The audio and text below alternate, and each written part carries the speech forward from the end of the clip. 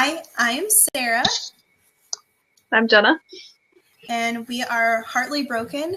We help women or moms focus on themselves during divorce. So after divorce, they have a better opportunity to live a very satisfying life and find a satisfying relationship that's a lot better than the one they left.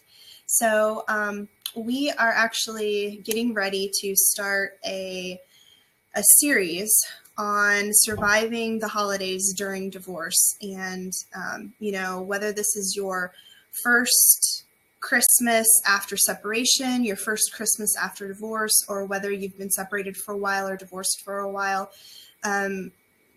being a divorced mom and going through the holidays is just much more stressful. Holidays are stressful enough to begin with, and adding to that, different situations like coordinating visitation, having the child go to different family members' houses, not only on the mom side but on the dad side too. One thing that I'm worried about during the holidays, maybe not so much for this one, but for the ones down the road, is if my soon-to-be ex starts competing with me, buying gifts and stuff like that. I'm a little worried about that. But we'll cross that bridge when we get to it. Definitely don't want to add more, stress and worry to something that might not even happen. But that is something that's in the back of my head. So for this episode, we wanted to kind of give an overview, like highlight the different topics we're going to talk about, and we actually do have to figure some of those out.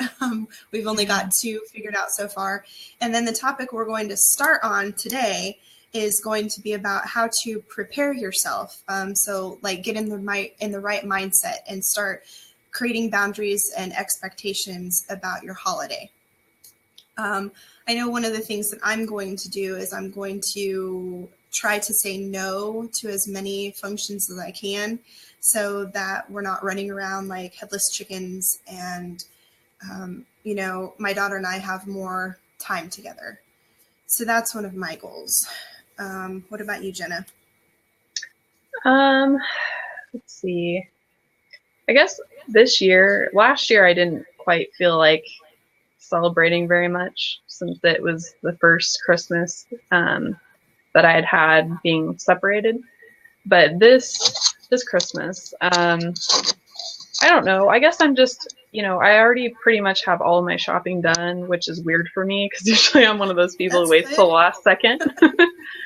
So I did good this year, and I don't know. I guess I'm just kind of, involved more with my kids this year, and they're older, so they want to be involved more. Like, I had been wanting to make an advent calendar for years, so this was the year I decided I'm going to make one, and it's not anything fancy or whatever. I made it on, little note cards and stuck it on the fridge, but the kids are so excited about it.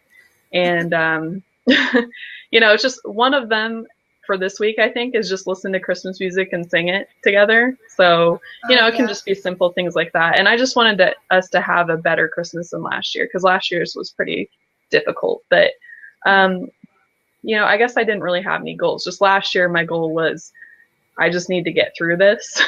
Right. That was kind of I just need to get through this. But this year is just like, you know what? I'm starting to want to have our own traditions and kind of move forward as, the family unit that we are now.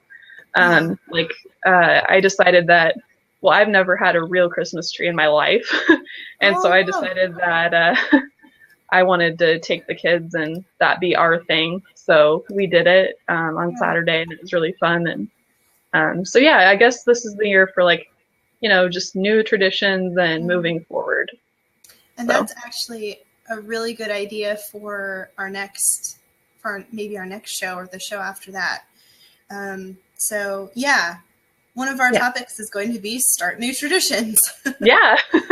That's great. Yeah. And so, especially if this is your first year, if this is your first Christmas after separation, and even if this is your first Christmas right after your divorce, which actually this is going to most likely be the first Christmas after my divorce. So we're probably going to be officially divorced in the next week or two. So, and I know I've said that many times, but I feel confident this time that it's going to happen. So, yeah, so especially if this is your first Christmas after separation or divorce, I think it's really, really important to tame down the holiday, maybe not buy so many gifts, not do so many things, and just really focus on yourself and your kids. Yes. I know, like, a lot of people think that if you have young kids, like my daughter's 2.5 years old, and when this whole thing started, she was about 1.5 years old. And a lot of people say, oh, well, it's a good thing that she's so young. She doesn't know what's going on. You know, she'll bounce back, blah, blah, blah. Well, it doesn't matter how old your child is. Having an upset in the family is going to be stressful. So even if you have young kids, it's still important to really focus on your family and you know, like I said, taming the holidays because they can get out of hand pretty quickly, especially when you have so many other family members who have their own expectations about what the holidays should be about. And that's what kind of the whole point of this episode is for, to get yourself in the right mindset, because when you are a child in a family, even if you're an older child, like I'm 32 years old and I still feel like I'm a child in my family, and you start to mess around with holidays and say no when you're expected to say yes, other family members get very mad. I don't understand why, but it's just very common. And I know it's not just my family. I know, you know, this is a common thing. When a younger member of a family starts to rock the boat, people get mad.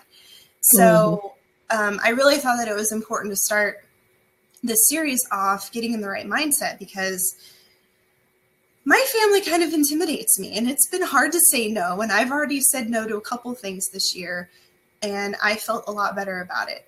So I think step one is trying to set a goal for yourself. How do you want this holiday season to look like for you? And just, you know, write down, you know, a list of things you want to do, a list of things you don't want to do.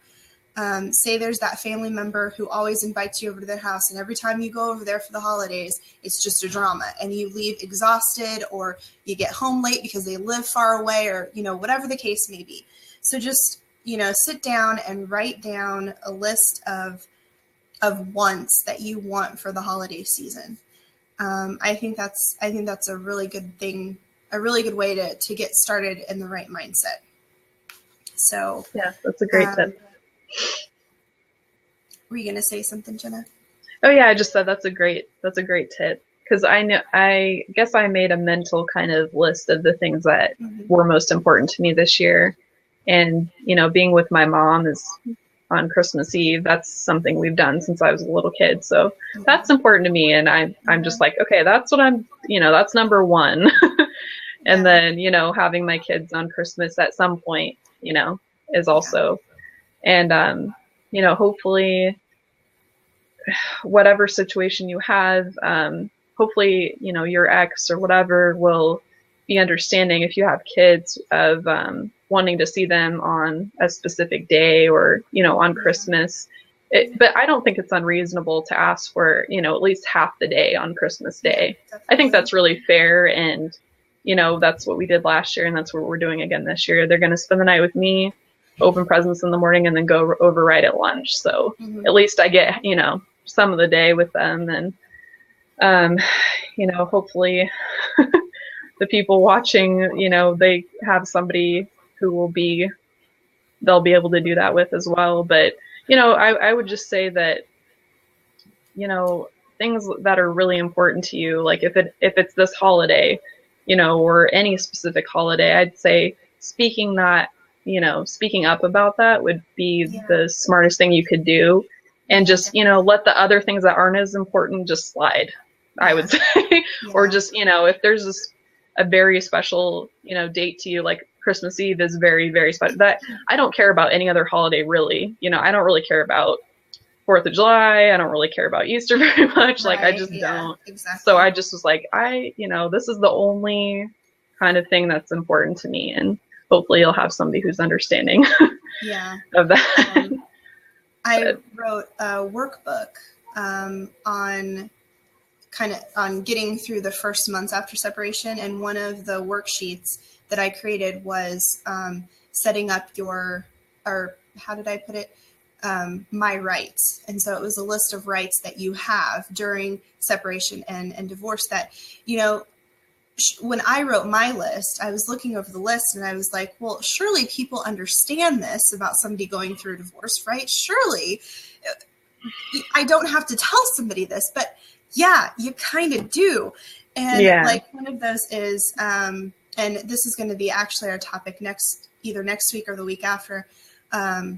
You have the right to leave a family function if you are feeling upset, if you're feeling jealous, or if you have any other feeling.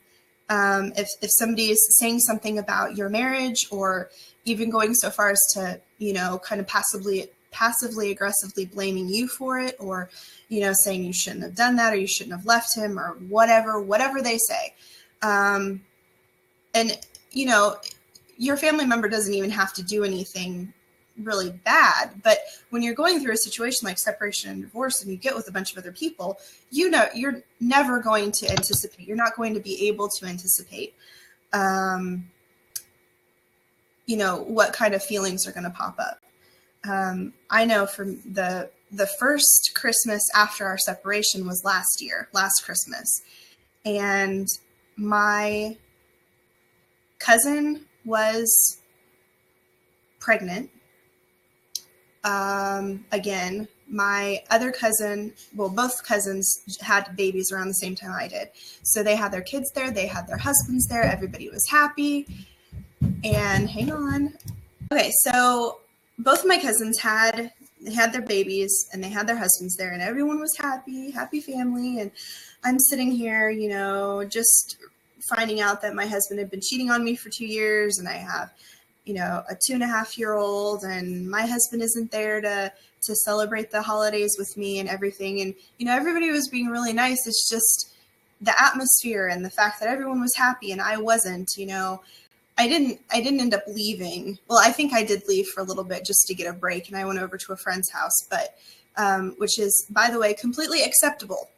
It is acceptable to leave at least for, a little bit, or, if somebody's just being really mean or whatever, or making you feel really bad, it is completely acceptable to take your child and just leave. Nobody needs that stress. Nobody needs, that to make a stressful situation even worse.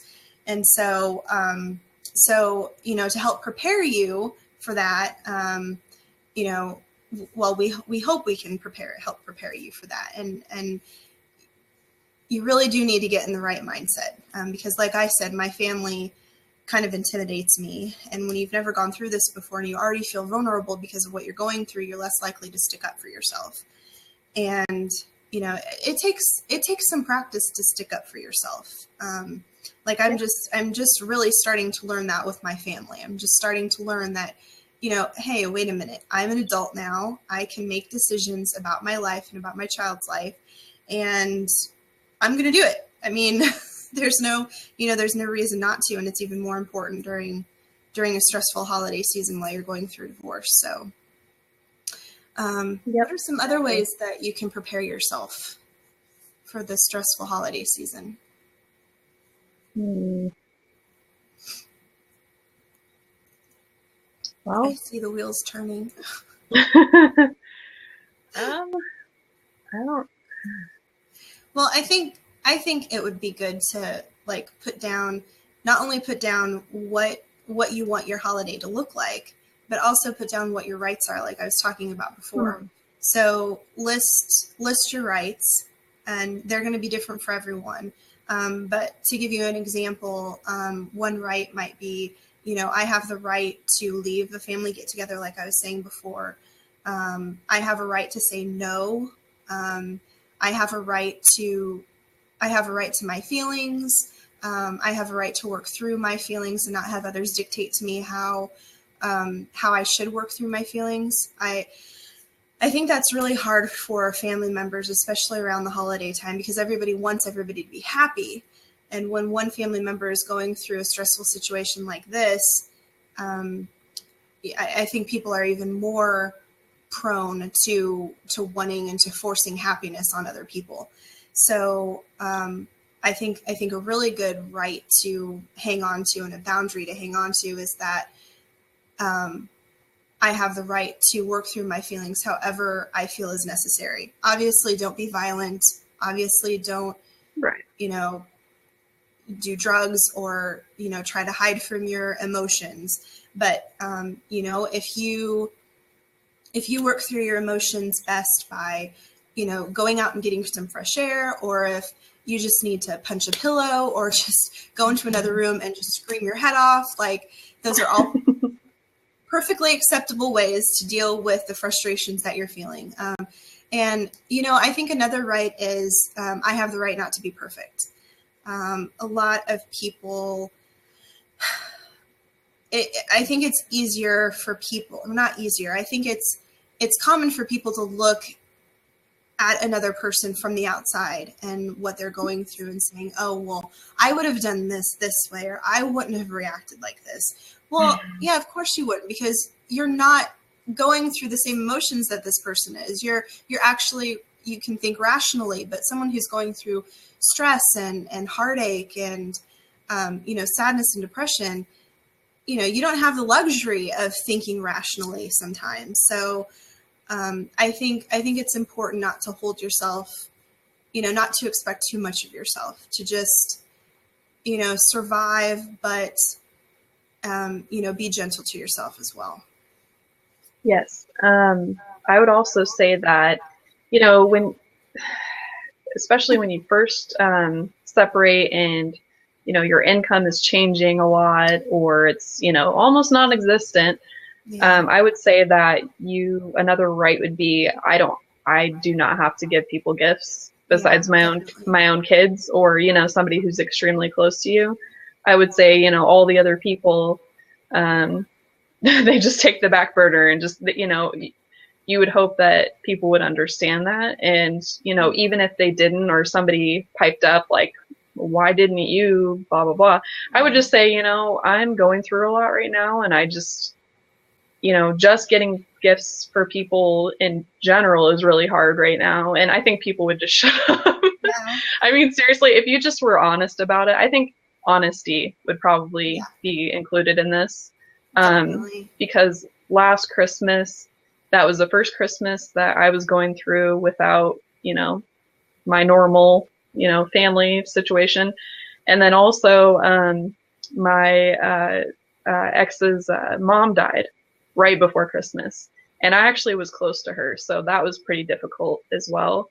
So I was going through a lot last Christmas, and, I just remember being at my family get together and just being honest with them. Like, when people are like, oh, how are you?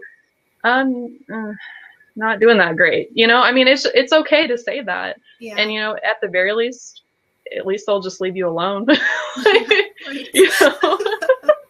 I mean, when you say that to people, most of the time they don't really know what to say. If, they're just expecting you to be like, oh, I'm fine, or things are okay, or whatever. So, I just say, be honest.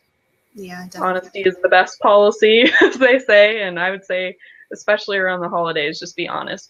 And if somebody invites you to something, just, I think it's okay to say, even in a text or an email or whatever, if you don't want to say it to somebody, if you're kind of like, ooh, I don't know if I can say that, out loud, mm-hmm. I would just, write a text or an email and say, I'm going through a lot right now, and I don't think I can come this year.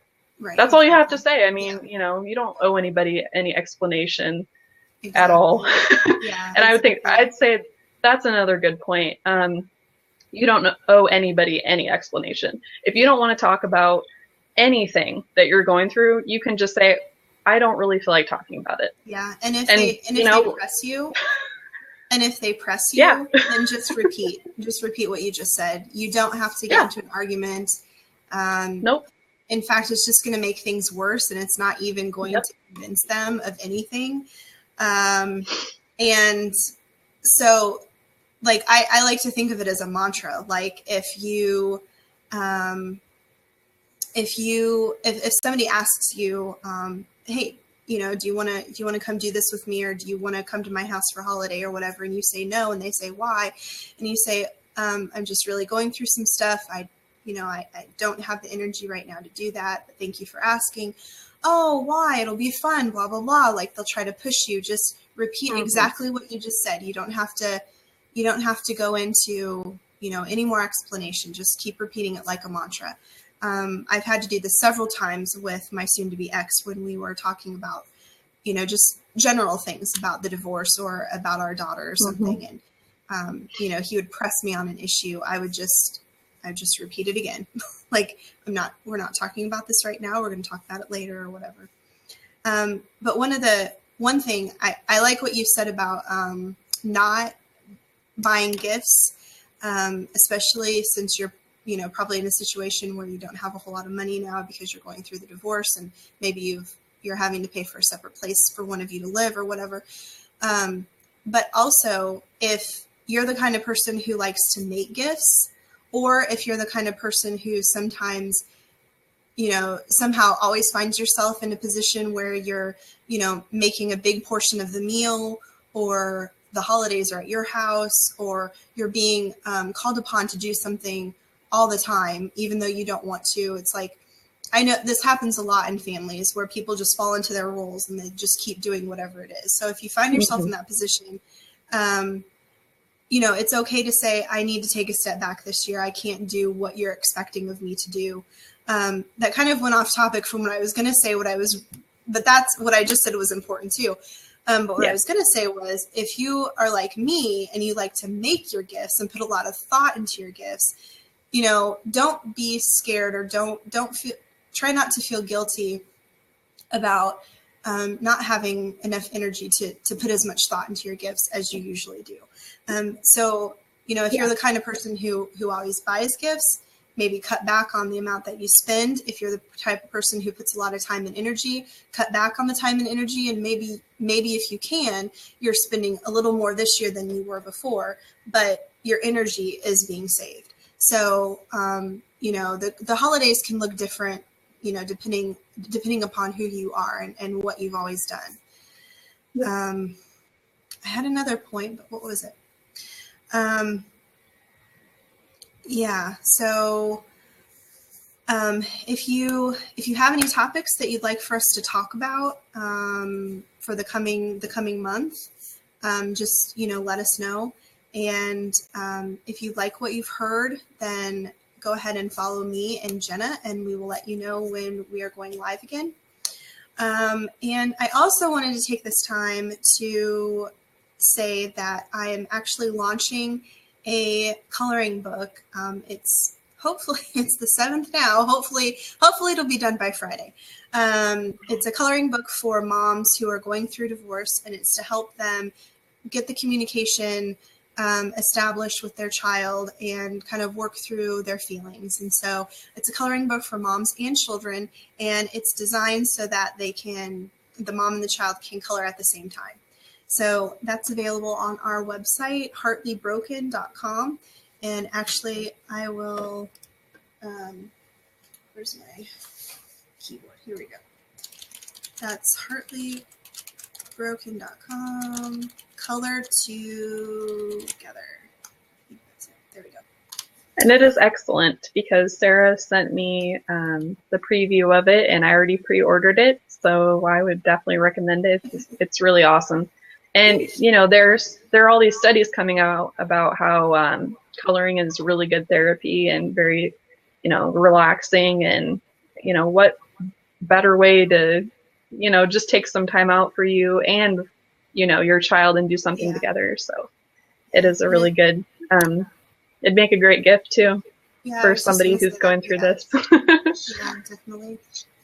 So, okay, so next week, we're kind of off today because we couldn't do our show yesterday, but next week, Sunday at 8 o'clock, we are going to do the second installment in the series, so stay tuned for that. And, thank you so much for for watching. Thank you for catching the replay. And I hope that you have a stress-free holiday season. I know that's a lot to ask for, but at least that's what the goal is. The goal is a stress-free holiday season. And or stress reduced. What? Reduced? Stress reduced, at least. At the very least, because it's still going to be stressful. Because I can just honestly say, I took my kids to the store today, and I thought we'd just go in, be in for a few minutes. They were pushing all the buttons to all those little stupid stuffed animals that dance and sing songs. They were pushing like 5 at a time, and I was about to lose my mind. Oh, no. It was like, this is so stressful. And then they're taking the toys off the shelves, and I'm like, So, as much as like I do a pretty good job of making sure my life isn't really stressful, that was really stressful. So we cannot guarantee stress free, but stress reduced. Right, exactly. If you follow our tips. Right, exactly. I just had to throw that out. It was kind of crazy. At least it's what we're shooting for. We're shooting for stress free, stress reduced. Yeah, that's what we're shooting for. Yeah. So, all right. So thank you so much for joining us, and I hope to catch you next Sunday at 8:00 right here on Blab, and the replays on YouTube. So thanks again. Bye. Thank you. Bye.